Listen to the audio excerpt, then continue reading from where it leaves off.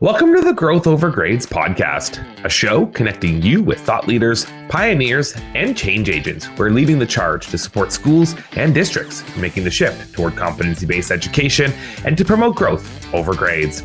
I'm Jordan Lewis, and on the show today, we have educational change advocate and thought leader, Laurie Gagnon. Laurie's personal journey from being the first in her family to attend college to her career as an educator fuels her belief in the power of education to unlock opportunities for all students. Her experience includes leading competency works at the Aurora Institute, where she shared promising practices in personalized competency-based education.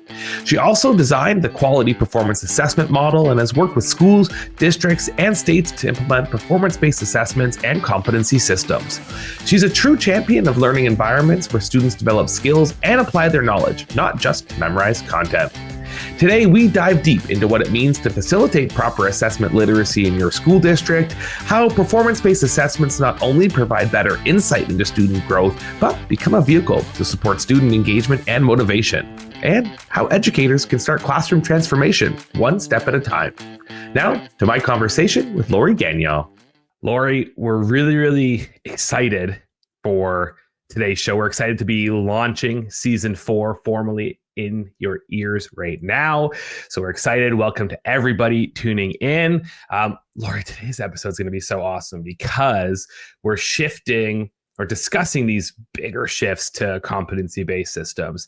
And I'm excited because I know we're going to talk a lot about some key concepts and strategies to help we start thinking about a transition to learner-centered models and everything in between. So in order to get to that, we need to first understand some kind of key concepts, especially around assessment. We know that, the notion of assessment is shifting and needs to shift as we look into these new models, and is often a huge barrier for teachers. So let's start by establishing a foundational understanding and just talk to us a bit about, what are these performance-based assessments and why do those matter? Yeah, this is a great place to start. It's really exciting to be here. So thank you. And so performance assessment are, assessments measure what we know and can do. Performance assessments measure how well a student can transfer their knowledge and apply complex skills to create or refine an original product, performance, solution. So like the name implies, right, performance, you're creating something, you're doing something. So these are typically open-ended, multi-stepped tasks, and they have clear criteria for success and clear processes to support students. So that's, broad definition. So you can imagine smaller performance assessments that have more parameters, right, that might take a smaller amount of time. And you could imagine doing, even an on-demand essay or get up and talk about this for 5 minutes could be kinds of performance assessments Right. that would be pretty small and on demand. And then you can imagine, a master's thesis is also a performance assessment, right, of sorts. So there's a whole range of how long these take.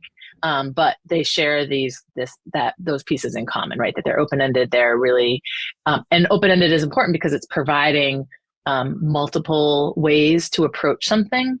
There might be things that, there might be answers that aren't the solution, aren't correct, but there are more than one way to get to a successful outcome. And they matter because assessment is about measuring what we care about, right? So it's not just about assessment has to mean more than, sometimes we equate it, people think, oh, assessment, test. And, that is true, but assessment's so much more, right? It's just the way that we generate evidence of what we know and can do with that learning. I love the call out to a few things about performance-based assessments. I personally love the call out that you can find multiple avenues to get to one answer, because to me, Laurie, that's just very real world. It's how the real world operates. So why are we not having our students operate in ways such as that? But also that assessment needs to be ongoing, and this provides an opportunity for it to happen in a more ongoing manner, have real-time support for the students. And I've always struggled with some more traditional assessment models where you're assessing a student in that static moment where perhaps, you know, they had a bad day and their overall grade or their overall evaluation on a task is rooted around that specific moment. Like I've always struggled with that. Yeah, all of those are pieces, like, thanks for pulling them out. There's lots of nuance. And I think the power of performance assessment is that it can bring this idea of generating evidence of learning, of showing what we know back into when we focus on like external assessment scores that are at a point in time, assessment becomes separated from the learning process. And with performance assessment, it's back integrated into the learning process itself. It is both assessment for learning and as learning. And you can also then pull out information that says, okay, I am confident, right, that you are able to do this in a new scenario, right? It can become summative in nature, but the real focus is on growth, right? Is on where are you at and how are you continuing to grow? So that's one piece I think that's really important. And you touched, I mean, there's so many different layers of this, but the relevance, right? When it's open-ended, often there's a scenario, right? There is a real world connection as much as possible so that it's relevant because you're applying your skills and knowledge to something that's meaningful and real. And so that's a really important piece of this because it's starting to connect how we actually use our learning, use our knowledge and skills to accomplish something. So in some ways that's shifting, right? When we think of a score that comes from a standardized large scale assessment or even just a standardized regular assessment, that's just, you know, a performance at that moment in time. Right. And it sometimes that means you'll be able to use it again. But the research shows that often if you aren't recalling it, if you aren't bringing it out of your memory and using it for something, then you're unlikely to really retain that over time. In a performance assessment, the same is true, right? Like I used to play the French horn and I would probably not do well in a concert right now, but I haven't practiced in a while, right? I haven't kept it fresh. But when I was doing it, right, you are in it and you're able to actually do it in a meaningful way. So I think that those are important points, as well as just what do we actually care about our students knowing? We care about these broader skills, dispositions, about our ability to adapt and learn. And that really can't be captured on a traditional multiple choice assessment. And hearing you speak through that, one thing that stood out really heavily to me was your mention of assessments in more of a traditional focus become a sidebar to the learning that's happening. And I feel that so much motivation of why students go to school are just tied to grades, which is causing a lot of other barriers that teachers are trying to combat around, you know, student wellness and stress and anxiety are at high levels because students have to hit a certain bar in that. And I'm just curious from your perspective, as we're talking about performance-based assessments differing from traditional assessments, how you're seeing performance-based become so critical in today's education landscape. Yeah, I think this is where in my experience, it's very powerful because when you start to think in this way, if we want students to be able to demonstrate their learning in real world scenarios and create original things, it starts to influence, right, how we're setting up our curriculum and our instruction, how we are reporting on that learning, right? Is it in a traditional grade? And even if it's in a traditional grade, what's actually contained in that?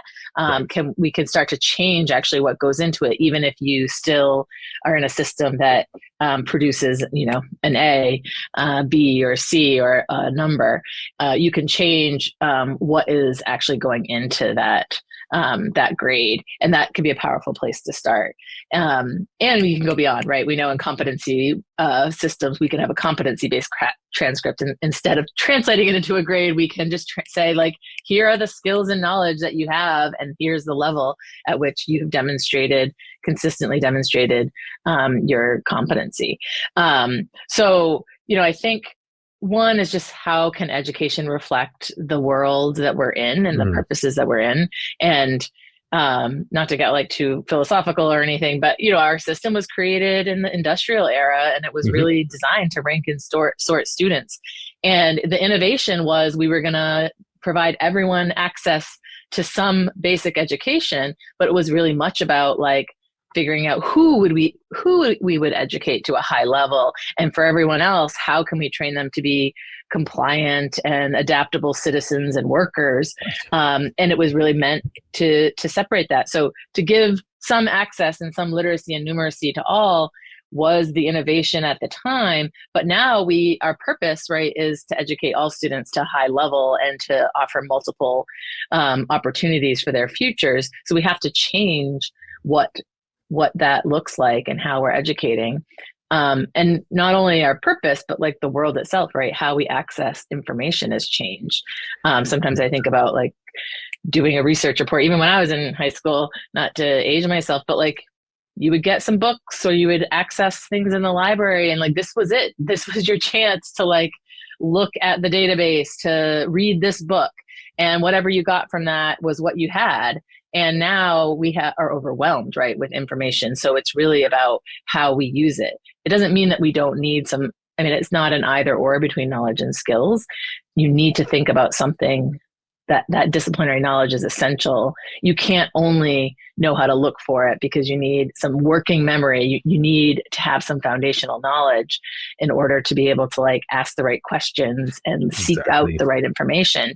But we're in a very different world. So how do we actually prepare our students for the world that they're in and the demands that they're going to face, not just in work, but in life, and set them up for to thrive in a way that they choose.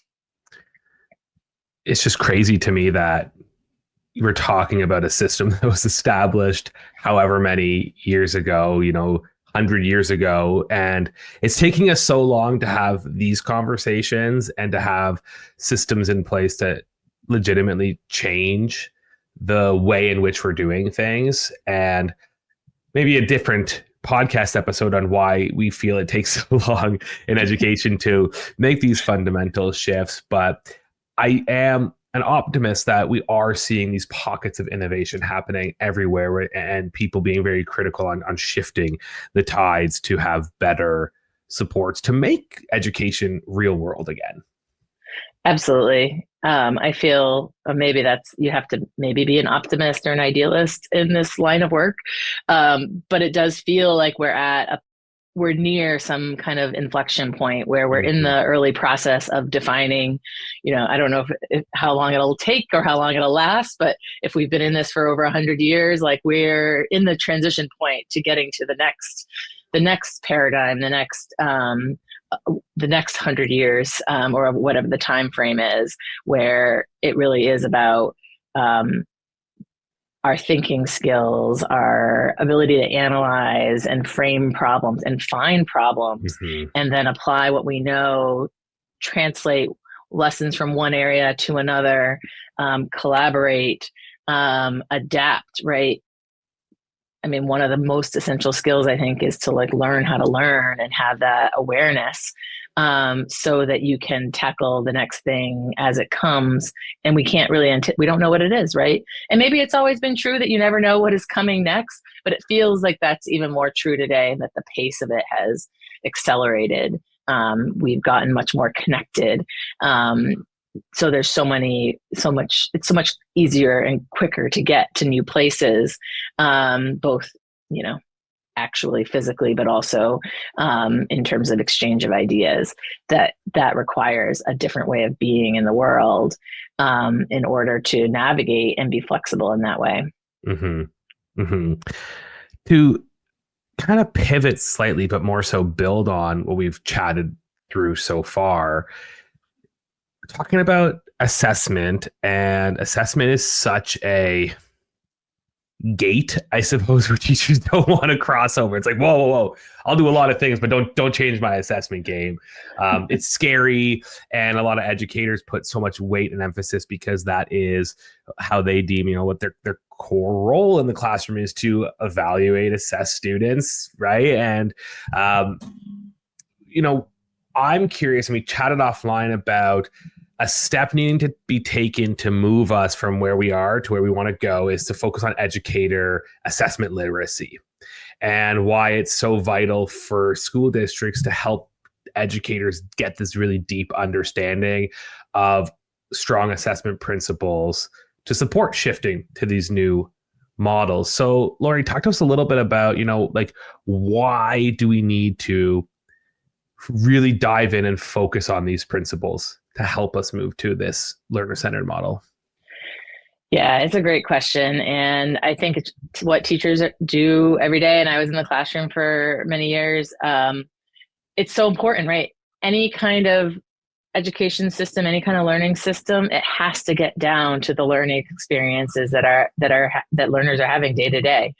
It's just essential. So no matter how great our vision is or what we say we're going to do, there has to be the structures, the culture to support a pedagogy, that instructional practice that is going to provide the opportunities and allow students to learn what we want them to learn. So it's essential. And I think it's a tough time to be a teacher, in many ways, right? Like they're often shouldering the sometimes the blame or the pressure, the burdens to do more with less, and they're in this system that was created all these years ago, and it's adapted a little bit, but not essentially not.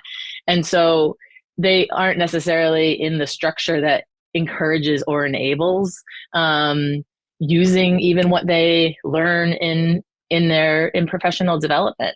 So assessment literacy fundamentally is like thinking about what do I want my students to learn? How am I going to know when they learn it? And what am I going to do, right? If they haven't learned it yet, and what am I going to do if they already know it, right? How are we going to help students do the next thing that's right for them?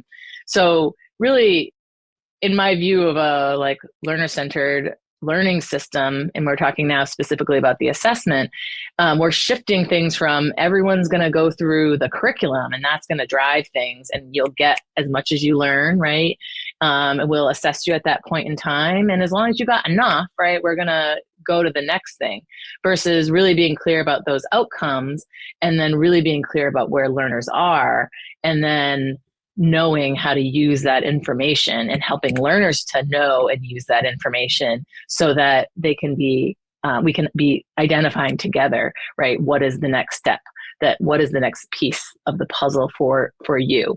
And that doesn't mean that it's, individualized to every student. It can be, but it's shifting the system itself to be designed around the evidence of learning, and then thinking about what opportunities they need in order to learn, and then therefore generate evidence that they're ready for the next step. So assessment literacy is about knowing how am I going to know, right? What evidence do I need to see to know that a learner has got this? There's a lot to that, because I think sometimes assessments we can say we care about self-direction or collaboration, one of these transferable skills, but then our instructions in our teaching and our assessment might specify do this, right, in this way. And instead we're actually just we're teaching and assessing to follow some steps, not to actually think about what does it mean to listen to someone else's ideas? What does it mean to make a choice and then decide if it was the right one as I'm halfway down the line, or do I need to pivot? So sometimes we have to change, what is that process of learning and demonstrating? And is it really aligned to what we are trying to work on? And those are the skill side. It's true also on the, disciplinary knowledge and the sort of critical thinking or problem solving skills, the sort of more academically oriented skills. are we really aligning? Is our evidence really aligned to what we say we're measuring? And so that becomes a different kind of teaching, right? As a result, and to the point earlier about grades, right? If it's just point in time and then you took the test and then you take the next test and then we average it all together, it's not always clear, like, well, what are you capturing in that Right. versus Right. designing a system where you know what you want kids to learn, you know how you're going to assess it, and you then work together with your peers, with your educators, with other teachers to say, okay, are we in agreement about what it looks like when we get there, right? So it's both in like, how do we kind of create these opportunities that are going to invite kids to show us what they know? Because there's like a little bit of we're going to need to make an inference or a proxy, right? Because they're going to show us in the context, but sometimes kids are not going to show us what they know. They're going to, they might show us what we ask for them, or they might, show us what they think we want to know. So how do we kind of start to raise some of these questions in our teaching and assessment practices and develop that, those skills? And I mean, I kind of alluded to it, but I'll highlight a couple of things. One, it's collaborative, right? I think one of the big shifts is that we have to think about students going to school, right, to learn a set, and it doesn't even necessarily have to be school, but that's maybe another conversation. But they're in their learning environment. They are not there to just do what the teacher wants, right? And they're not. And sometimes I might have one teacher for the whole year, but it's still part of this larger trajectory of their learning and their education. And so how do we shift the focus to what are our goals and how is the learning helping students get there, rather than how do we sort of sometimes, I think, get to like, well, what does this teacher want? And this teacher wants this, and this teacher wants this. And there are lots of different ways to do things. So it's not to say that, I mean, kids should have different styles and different pathways. Teachers should still, students that become teachers should have that space too, to be who they are and have their different style.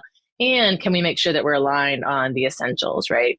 And so I think that collaboration is what creates a learning community, right? A place where we are educating all of our students.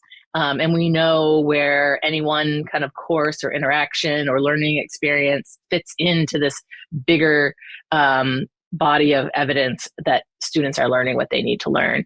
So there's sort of the more immediate, like, if I want to assess this skill or this learning goal, will my task get that? Can students show me in their own way? There's sort of the like day-to-day, like moment-to-moment assessment. And there's like, how over time does that build a body of evidence where there's been multiple chances in different contexts for students to demonstrate what they know. And that starts to get to like an assessment system. So that, I think, is just really foundational. And I think there's been so much, for understandable reasons, right? We have let large scale tests tell schools, tell teachers how we're doing.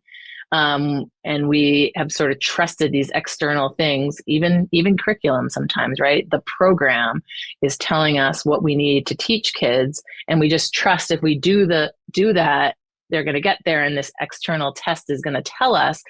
And I want to reclaim some of that. Like, assessment literacy helps educators reclaim some of that, because now we know, like, right, as an educator, where your students are at. And I actually think that a lot of teachers do know where their students are at, but the systems aren't really set up. Like, if I go to my son's teacher and say, how's he doing on, I don't know, his understanding of like place values, I think she would have been able to tell me this year, but not necessarily point to like, here's where the evidence is, here's how we're tracking it, and here's how I know. So I think teachers often have a lot of that knowledge, but they don't necessarily have a way that it is not just with them. And so how do we kind of create systems that allow students to see it, that allow families to see it, and allow teachers to really know, so that they can help students figure out their next move.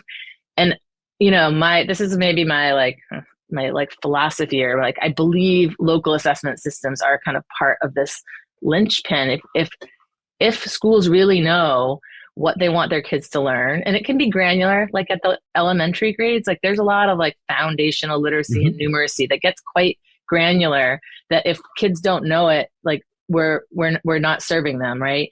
And I think it can get to these bigger transferable skills that we see, like that can apply in a lot of different contexts in a lot of different ways. So it doesn't have to necessarily be the size of that learning goal, but do we really know? And if schools can really know and students can really know, there's such power in that, because now I don't have to wait for that large scale assessment. And we can talk about the frequency and the amount of time that testing takes, and we might want to move in new directions, but realistically, we're going to have some of those for a while. But can we reshift the balance so that when we get those test scores, it's not the only thing that matters, because we already know that they only measure a slice of what we care about. But B, I'm not waiting for that to tell us how we're doing, because I know where my students are at. And sometimes it might reveal something. It becomes like a check on the system as opposed to the main driver of things. And that requires, right, some assessment literacy, right, on behalf of the educators. And I think you can do a lot of it. I mean, I'll pause for a second, but I think you can do a lot of it in-house, right? It's how you use your collaborative time, right? It kind of goes back to the fundamental, like, professional learning community questions, right? Like, what do we want kids to know? How am I going to know when they know it? Like, and what am I going to do with that information? So I think it becomes a very powerful place of learning for educators and gives them an entry point to start to align other parts of the system and have awareness and control over what's going on in their learning community. The specific call out to the learning community collaboratively designing a system, I think, is a really important call out, because so much of what I've heard is, oh, we have one teacher doing this work. Oh, and then the goal is that one teacher makes it into two and two into three, and then your school all of a sudden makes a shift. But if we're not all collectively doing that, then how are the students even going to know how to adapt between one model to the next? It becomes really, really challenging. And, as I heard you kind of expressing the story of designing the systems so that way students aren't just learning, or the students aren't just showcasing what they're told to do in that moment, but are thinking a bit bigger picture, it's just such an important skill for students to need to know how to actually learn and navigate through a process and not just be told what to do. Again, tying it back to real world, it just made me think of a story. I'm the worst person when it comes to doing household chores at doing exactly what I'm told to do. Okay. My wife will say, hey, I'm running out, and when the laundry goes off, I need you to take the clothes out of the dryer. Okay. And she comes home and the clothes are sitting on the couch, and she goes, like, what's this? I go, well, you told me to take them out of the dryer. She goes, yes, but I also was hoping you would put the clothes from the washer into the dryer, start that, and then fold the dry clothes. But to me, I'm like, but I just did exactly what I'm told. You told me to do this. So I think that is the distinction of what we're trying to get our students to do, right? Is to be able to work through a learning process to come up with something new and creative and make connections. So you were talking a lot, Laurie, about, the academics and embedding the skill development. So it's not just remaining some siloed aspect. And I feel like teachers often struggle. Hey, today we're going to focus on this literacy outcome, and then tomorrow we're going to do this critical thinking challenge, and not embedding and merging those together so students are developing them side by side. Yeah, I think I love that. Sometimes happens in my house. I won't say if it's me or someone else. But I mean, I think that's just it, right? And I mean, how can that awareness, right, it ties into like the agency and the self-awareness. I mean, it gets back in a fundamental, I don't know, I'm sure there's some nuance, we could challenge some of this, but like this idea of like performance at a point in time leading to like your grade, and this kind of riffing off the like title of this, right? Versus, and then we think that like a good grade means that you learned some things, right? And it often does, but it also can mean that you just were a compliant student, right? And you participated and raised your hand and you weren't disruptive. It could mean you did all your homework but you didn't do well on the test. It could mean you aced the test but never did your homework because it didn't feel meaningful to you. And like the same grade would be there for some of the same students. And we don't, it does roughly like correlate, but I think there's some evidence and some research out there that shows that it doesn't correlate as much as we think. And on the other side, so if that's performance and grades, what we're really looking for is learning and growth, and learning is done by the learner. So when we march, right, when we just say, do what I tell you, and then we say, then you've done it, there you've learned, we're kind of actually, maybe without intention to do it, we're like leaving the learner out. And so they might actually not absorb and internalize that learning. And so I think that is where like the learner really matters in this. And it gets into this, okay, there might be multiple pathways. It might be not one size fits all. So we have to kind of rethink the system. It still has to be manageable, right? And just even if it's not one size fits all and we're learning in different ways, it doesn't mean that we can't learn from each other and support each other in that. It's bringing that awareness and that activating the agency, teaching kids the skills to actually be able to make those decisions, to gain awareness that, there's a bigger purpose here around the laundry or around whatever the like goal is, right? And if I am seeing it, I can take action. I think so much the message that we get is that learning only happens in school. And so if you didn't learn in school, then it's not real learning. And that's just not true, right? We're always learning. So yes, I think that, we have to shift how we spend our time to allow the space for that to happen. And there's still going to be things where it makes sense to like learn some things together and kids may be like kind of in the same place, but also to start to create that flexibility, and that it doesn't have to be either or. And I think there's a lot of like people want students to have these skills. I think a lot of learners, like students, learn this stuff, and sometimes it's just because there's such amazing teachers out there doing their thing, it happens, but it doesn't necessarily happen systematically for every kid. And I think that's where we really need to think about the system, so that every kid is seen, is supported, is learning what they need in order to find their own path, and really their own path, but also their own path that has multiple opportunities, right, to make choices about how they shift their trajectory.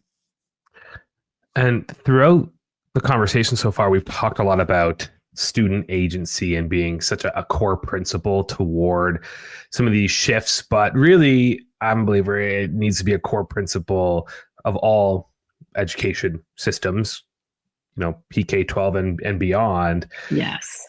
But what I want us to discuss here and dive into is how can we intentionally design assessment and learning systems to actually empower the students, because we want them to have an active role in their journey. We want them to understand and demonstrate their understanding. But how do we go about starting to actually make that shift? If I'm a teacher today, right, looking to do something new.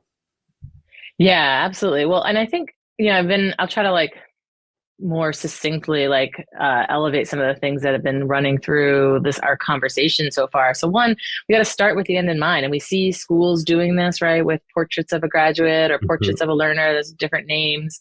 It's been done before with like habits of work or habits of mind. We have it in the standards, but they're just so granular that they can sometimes we can get focused on like the little specks without really seeing the bigger picture. So a lot of this is about broadening our definition of what it means, what kids need, right? Yes, they need some disciplinary knowledge, but they need to be able to use it. It's not either or. So how can we define this broader set of goals for students? And then when we have that and we're clear, right? And we can start to think about like what does it look like at different levels, not necessarily like grade level or age level, but what does it look like to be at the beginning? What does it look like to be to develop over time, right? Until you're, ready for college or your life, your lifelong learner. And if we can start to have this sense of the through line, then I think teachers have this. So then again, this gets to that collective, right? So you don't need to own the whole thing, but you can then think about, well, what are the opportunities for my students with the learning goals that we have, right? For this, wherever kids are at, what are the sort of set of learning opportunities that we can have that's going to help them? So I think that there's a piece around like, okay, are we really clear about how what we're learning now is tying into this bigger picture, this of what we think students need? And then how can I look at my learning opportunities, whether it's at the unit or the lesson level, but what am I asking kids to do? And how am I then knowing what they are doing?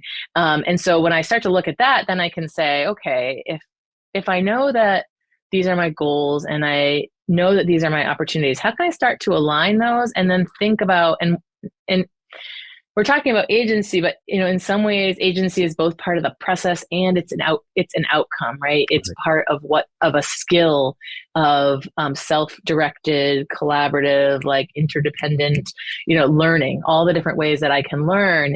Agency is kind of part of that, right? How do I then choose to take action with the knowledge and skills that I have? We have sometimes talked about like empowerment, or we're going to teach, agency. And there are actually skills that help to activate, right? And help students to kind of fully become, right, agentic. So we're trying to activate that. And that means like there's got to be some choice, right? We've got to teach kids to like, how do you make choices? And you can scaffold choice, and you can scaffold these skills of agency in your learning environment, right? In those opportunities to learn as you work towards these larger goals, and whether they're disciplinary goals or like transferable, like cross-cutting goals. So I think it's that ability to see the big picture and then see those opportunities and think, if I do want my students to take, to be in control of their learning, am I giving them opportunities to have control, even though that is also going to mean failing space? So it's like, how do we give kids the space to try and to fail sometimes, but to then know how to keep going? And so that means, right, we also can't grade every piece of evidence, right? And because like that is penalizing the process of learning, right? If I know this is going to count against me, I might make different choices, right? Than if I know that this is truly for my learning, and then I'm going to have multiple opportunities. So I think thinking about, well, where can you give kids choice? It could be, sometimes you need to learn these things, right? But can I provide some different like interest-based entry points for how this applies to something that kids care about? I heard an educator just this week talking about, I'll give kids choice about, do you want to learn math in the morning or in the afternoon this week? And like collectively they can decide, do you want to learn in a group? Do you want to learn on your own? And giving, wherever there can be choice, doesn't have to be completely wide open choice all the time, but giving meaningful opportunities for choice on different dimensions of things can be a starting point, right, for helping kids make good decisions. I mean, in my personally, I want it to get to a point where kids really can explore their interests and they can get to these learning outcomes in completely different ways. You're a sports kid, you can get to your math statistics by looking at I don't know, pitching data. You're interested in social change, you can look at statistics that are available and analyze it that way. There's lots of different ways to get at the same content knowledge and the transferable skills. And I want to get to that open-ended too, because I think it's so important for engagement.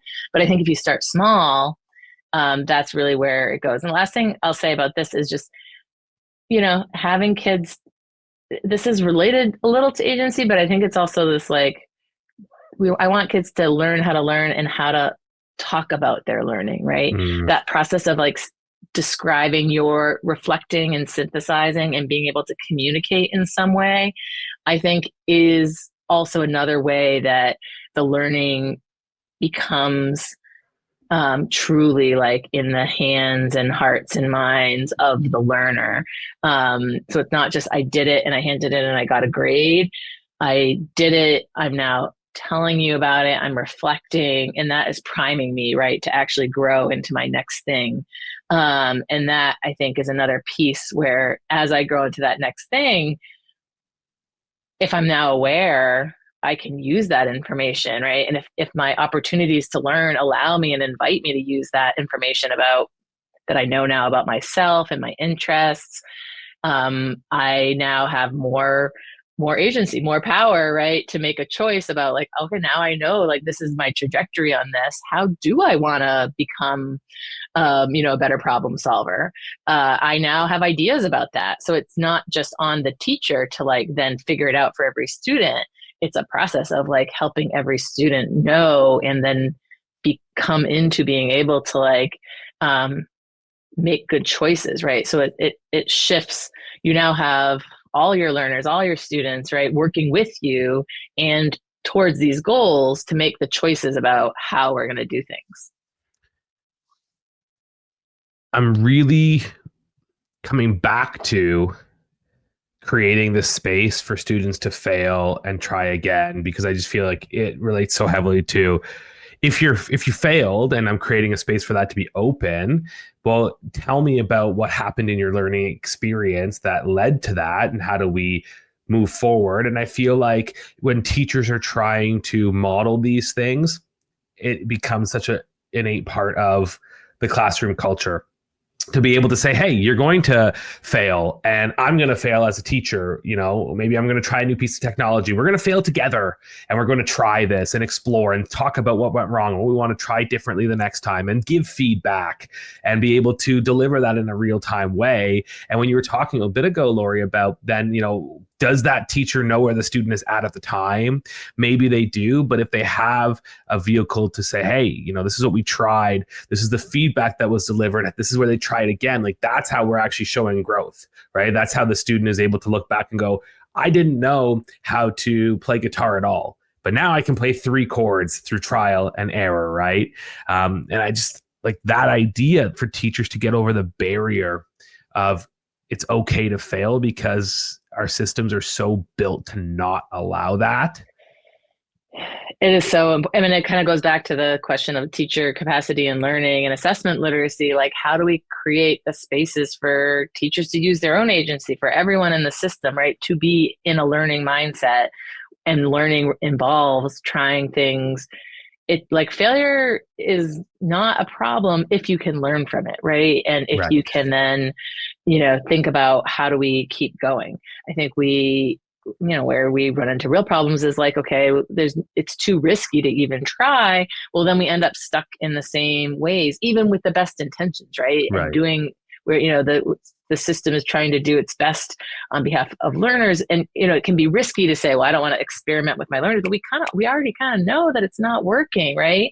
Whether it's at the high school level and like engagement, or disengagement crisis, right? And chronic absenteeism, or just in younger learners where we see that their curiosity, that we see whatever, there's so many, challenges, some of them from, the impacts of the pandemic and social media. There's all these different things that could be impacting why kids are struggling. So let's figure out how we are going to change the experience so that we help kids develop the skills that they need to move through that, to both celebrate who they are right now, but also help them to then know where they can go, and help them realize that they can get some traction in that.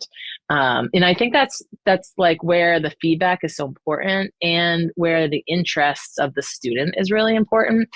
we may say, well, but I have to get through this curriculum. Like I'm required to teach all of this. And like we could talk about like ways that the system and can kind of create a little bit more space for teachers to do this work. But even so, how can we create some space for some choice? Because when students can then leverage an interest and feel like they can bring who they are or something they're interested, kids are sometimes doing a ton of learning, but they're not thinking about it as learning. And we might say, okay, well, video games are a big problem, but like kids are like being really strategic, right? And they're maybe collaborating. They're maybe like looking to other people for resources or doing research, right? And we're not really thinking of it as like these are skills that you can like translate to other things. So how do we help like recognize help kids recognize like, oh, I actually know some things about these things, and having that confidence and realizing that I can translate that into other things. And the reality is like this, probably sometimes you might have to learn some things that you're not as excited about. And we actually want kids to have some of these foundational knowledge and skills. But like, don't start there. Even if we, we could have a range, right? You could say, nope, just like follow your passions and that'll be good enough. Or we can say, no, you really need to learn this set of things, but we can be creative about how we get there, right? And we can then think about like, what are your strengths, right? How are you smart? How are you good at things? And how do you use that to build your stamina, your ability to like then tackle something that might be less easy? And I was chatting with an educator recently, and they're doing a lot of really interesting work around some innovative technologies. And obviously, AI and large language models are everywhere. Yeah. Everybody's using it. Everybody's talking about it. This is not an opportunity for us to just talk about AI and education, the policy around it. But it was really interesting how he was talking about bringing that into his classroom setup, because he said, I want my kids to have that opportunity to follow the personalized or more interest-based pathway. If you love baseball, I want your learning to be centered on what you're interested in, because if you're interested in it, you're engaged. And now you're engaged in learning. You're not engaged by or motivated by a grade that you're trying to achieve, getting down to that core purpose of what we've chatted about today. But it was interesting how he spun it around, we need to know the foundations of knowledge in order to get to a point where you can apply that knowledge in a personalized way to have a desired outcome. Mm-hmm. And in terms of working with the students to help them also then understand it, and having that open dialogue of, we are going to be doing learning about statistics in math, but if you don't know the foundations of statistics, you'll never be able to apply it in a way that's meaningful to you. So we're going to start with some foundational knowledge that you need, and then evolve that into something more personalized. And then for him as a teacher, he was able to have a really good understanding of where every student was with their understanding of the topic or of that outcome. So we can then give them very personalized and directed support to allow them to then go on that sort of choose your own adventure per se. So it's just interesting hearing how we can bring that beautiful blend in. Yeah. And it really is it's not really an either or, right? And it's going to depend on your students, right? And it's going to depend on the context, right? Because I do think that you need some foundational skills, but too often we say, oh, well, but you're still working on these foundational skills, so you don't get to like do the application and the interest-based thing. And I think that's really a place where we don't serve all students well, right? So how can we, because sometimes, right, the kids that are like struggling with those foundational pieces, they can get there if they have a purpose, right? So if I'm now like, I can use the entry point of the hook, and like that takes a lot of skill, right? This is where the alignment and the evidence of learning and the assessment system really matters.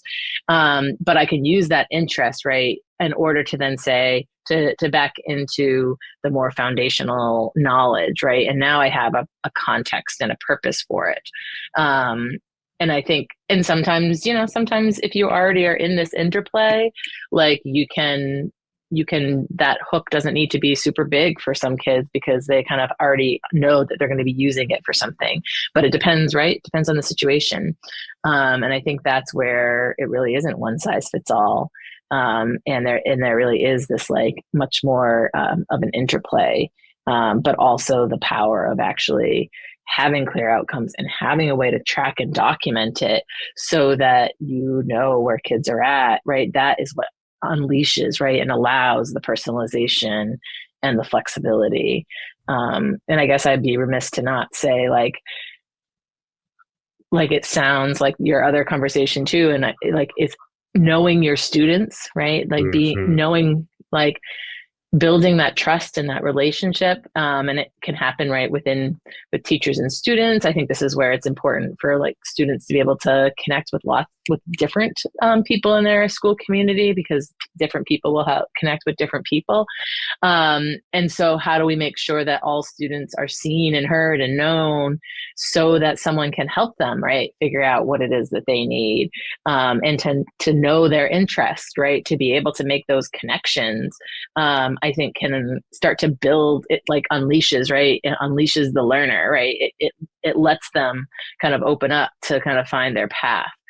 So I think that's another kind of piece of the puzzle, which, we might, some people might say, well, relationships and belonging, like an assessment, right? But actually, right, the process of having more open-ended assessment questions gets you to higher level outcomes, but it also provides opportunity, right, to get to know, right, because Mhm. you're like learning from the choices that you're making and that students are Absolutely. making.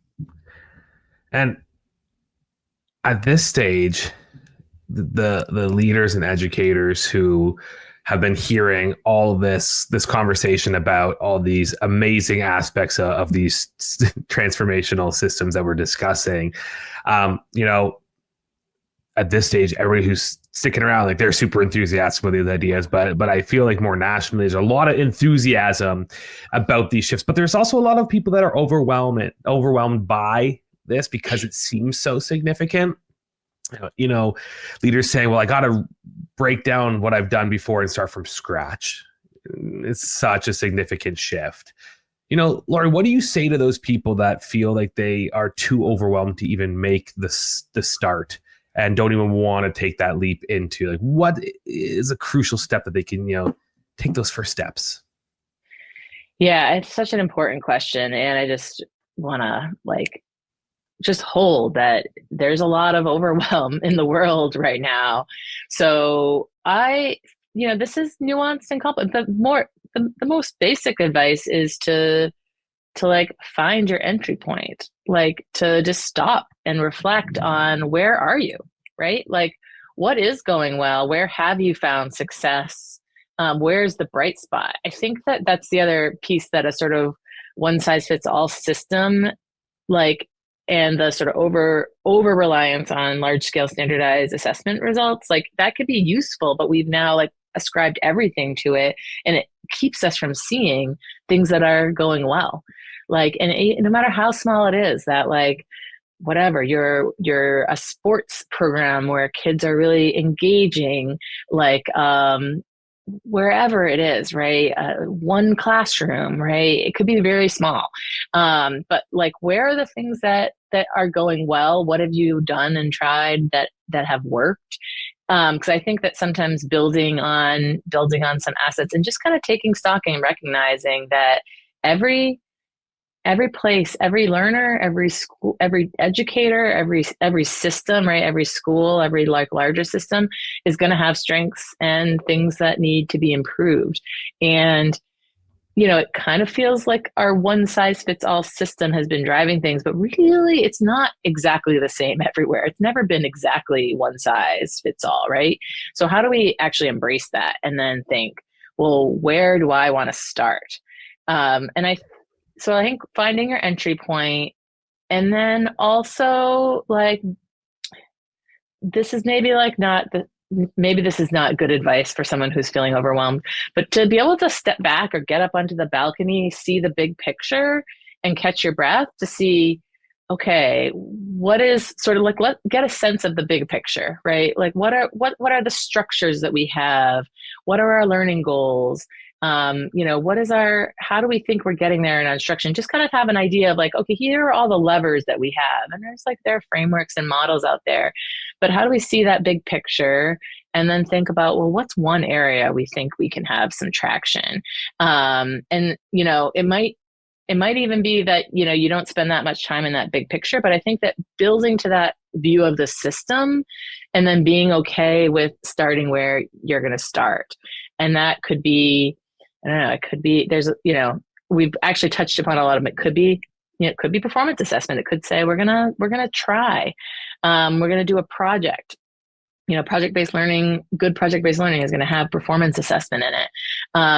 There are performance assessment examples where you don't have to start from scratch. You could adapt something and use it in your, even most like curricular programs often have like performance assessments that sometimes no one ever gets to as they scramble to like drive through the pacing guide. So where are the resources, right? So it could be that, it could be, I'm going to have I'm going to try student-led conferences. I'm just going to have, even if it's not with the parents yet, I'm going to have kids, I'm going to like, talk to one kid every day in my classroom and just say, how do you think you're doing? Like, here are some of the goals. Like, what do you like the best? Like, so I think kind of giving those opportunities for students to talk about their learning, whether they're small or bigger, like an exhibition, inviting parents or a community judge into your classroom, right? So there could be lots of different ways to kind of help kids share their learning beyond just the teacher. I think that can be a really powerful entry point. Work-based learning and, there's a lot of like career development interests these days. CTE, career and technical education, has sometimes, we see this like kind of two-sided, like this hierarchical, like, oh, the college bound is the better. And, CTE, okay, you're not college material, go to CTE. And I think there's some balancing out of that, but how do we really think about, how do we expose kids to like the world of work? So it could be like, oh, we're going to bring in some people to talk about different career pathways and just give kids some exposure to like, how do people use math in the real world in their jobs?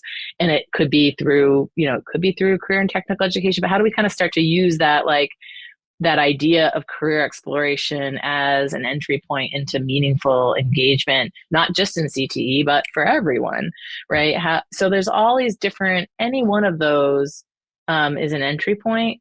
And I'd be remiss in a growth over grades podcast to not also say like grading policies. I know people sometimes are like, whoa, but just start to explore. What do our grades really represent right now? And is it aligned with what we care about and with our values and what we think we want for our students? Right. I think that can be very, very specific. And if we learn and just kind of think about that, we might say, oh, we really want to make sure it represents the learning. Maybe we want to separate out,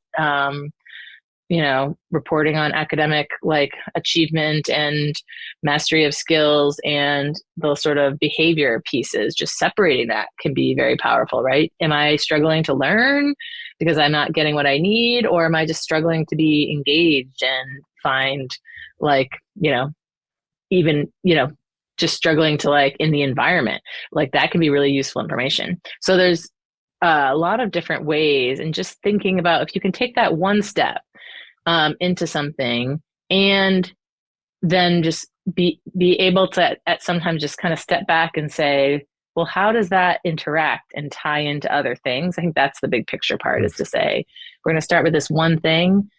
How are we going to zoom out and see what else it connects to so that we then can figure out the next thing? And I think if you can start to see that system and see how things are interconnected, it can also like lessen the overwhelm, because now I might tie my like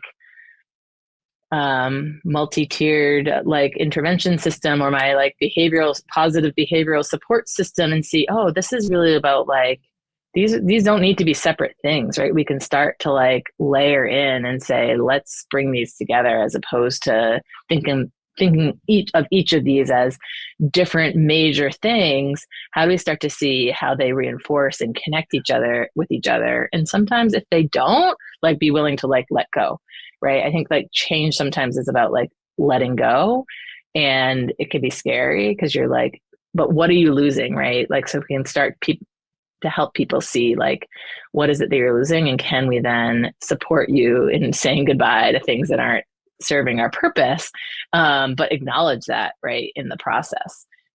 So maybe too lofty for the overwhelmed, but just But a trying. great place is start small, right? Like start small.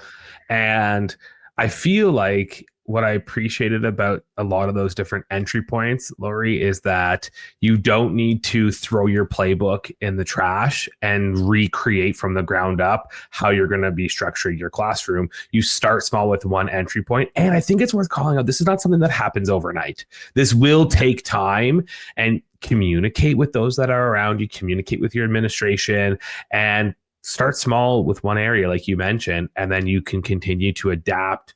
And I love the connection that you mentioned to how does it layer amongst other factors, right? And I think that's a pivotal piece, because if you start small and it works, well, then great, you've done something amazing.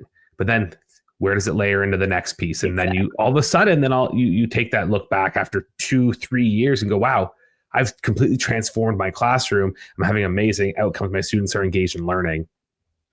Yeah. And I think, we've sort of touched upon this idea of like, kind of what is it that you want students to learn, like having that end in mind. And it's maybe worth just elevating the idea of like, that's kind of that's like a key part of our vision, the vision for what you're doing. So we could kind of broaden, right, to just really like, what does the community want for its learners, for its young people? And really building that community, like involving the community and defining it, listening, and having that be reflected into this larger vision, I think is kind of part of that. Maybe is more like accessible language for this idea of the big picture. And how can when that becomes like really truly driven and owned by people and used right to make decisions, I think that can help people figure out, what's my small step, what's the thing that makes sense. And I think that then opens up this idea of, if everyone has this sense of the vision, right, and our trajectory, not a like step by step, like we don't, because we're going to have to evaluate along the way and learn. And so it's not always going to be a straight line. But if we can understand that and then give people permission and support them to keep that in mind and think about, what is it that I'm doing and how does it contribute to this bigger picture, I think is another way. And then you start to then have the power of leadership, right? To say like, I'm holding the vision. I'm listening to learners, to educators, to the community. And here's what I'm hearing. Here's how it's shaped into our vision. Here's how we're like kind of learning as we go and adapting, but holding to that North Star, or, that ultimate destination. And then I can encourage people, right? Because it's really about building the culture. There's a lot of like specific technical things we might try to do, but they're in service of like creating a culture of learning. And I think that's one of the biggest mindset shifts, right? Of like, for students and I think for adults, right? Like, instead of like, I took the clothes out of the dryer, like check, like I did what you asked me to do. How can I then be engaged instead, to think I'm learning this for a purpose and I understand it, and I can then make choices. Because then you can start to introduce, you can have that one step that we're all going to take, but sometimes we'll take a step together and we'll really all work on something, but we don't have to do it in lockstep, right? We don't have to do it all in the same way. And the more people can understand the vision and the different ways, we might start to say, okay, well, we took this one step and this group is like jazz. They are like into it. They're going to steward it. They're going to keep going. But this group here is like, oh yeah, we did it. And, but like, so what is it? What else do we need to do? And how else can people contribute what they're passionate about, what they're good at, what they're interested in? And if you can always see it as contributing to that larger vision, you now have people working in different parts of your system on different things, but they are understanding how it's contributing. Right. So you start to get this like true interaction between the different pieces, right? That you start to see how pieces are connected. And if you can understand that, it's okay. You can trust. I can trust that you're going to work on that part and I'm going to work on this part, and we can be in communication and learn from each other, but I don't have to know, I don't have to do everything that you're doing, and I don't have to know every little bit of it, but I'm going to trust that when you say, okay, here's how we're going to shift this piece, I can say, great, that's, I'm going to fit that into what I'm doing, and we're going to share. And I don't know, some version of like working smarter, not harder. And it is hard work. Like, it's hard work, but it's the right work. And I truly believe that if you can kind of make the shift into this mindset of being a learning system and seeing it as a journey, not a like one, we've done it, it came in a box, we put it together, now we're done. Then it just over time, right? Becomes the way you work. Depending on where you're at right now and like what your learning culture is for your adults, for your kids, it's like thunderstorming over here. I know these headphones are so good, so maybe you can't even hear it. Then we can really say, oh, okay. I can see it now. And we've gotten over some inflection point of like, yes, if we're learning some new things and shifting how we work, it's hard work, right? But it's the right work. And once we then know how to do it and have a little bit of a culture around it, it's not necessarily more work, right? Like once you know how to do it, right, and you've adapted your systems and made these shifts, it's just a different way of working, but hopefully one that's more effective for learners. Such an important call out that it's not always going to be more work. Like learning how to changing things is always effort. There's effort involved in any change. Changing your tires, there's effort involved in that, but you still do it, right? And because you know that the winter tires are going to be better for the snow, right? So, and you have a better winter as a result, right? Of that, like of exactly, that choice. Exactly. So I think it's a very important call out, and there's lots of really important research and examples and things that can help, and communities that can help take what feels overwhelming and work through it with you. But Laurie, with that said, as we're kind of getting set to wrap up, why do you believe that competency-based systems are kind of fundamental to the future of K-12 education? Yeah, I mean, I think it's based on, the idea of it is based on our best understanding of how we learn and what we need to thrive. So it's aiming to like incorporate these ideas and this research. And I think where it has power is that it is flexible to work in different contexts. And I think that that's where like, it's not like a recipe and a one size fits all. And I think that if we think of it that way, then it's not going to help us get there. But if we think of it as this, like these guiding principles that help us to create the best learning environments that we know based on research, it can really be a powerful way to shape the future of education.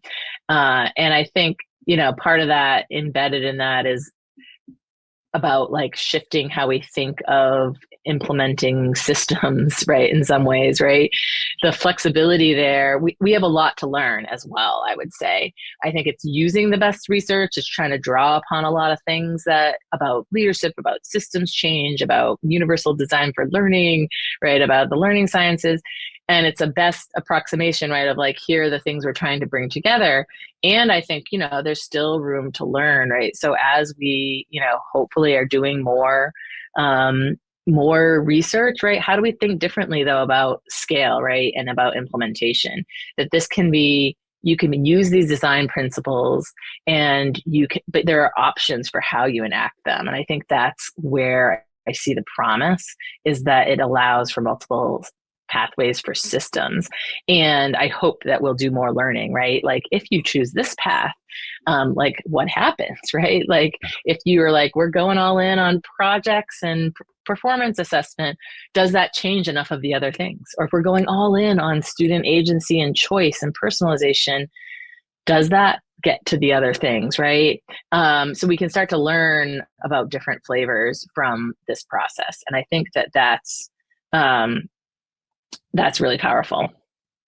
It can be customized into the community, but we can still learn from examples, and we can make it our own. All in all, these systems are going to help us reshape the future of our education to support really unique student outcomes. And for me, what I loved hearing was so much highlight and emphasis on the process of learning, reclaiming the narrative around learning for our students. Laurie, thank you so much for joining us here on the show today. Thank you for having me and for the conversation. It was a delight. That was educational change advocate and thought leader, Laurie Gagnon. Hey, thanks for listening to the show, and please make sure to hit the follow button on your podcast app so you never miss an episode. I'm Jordan Lewis, and you've been listening to the Growth Over Grades podcast.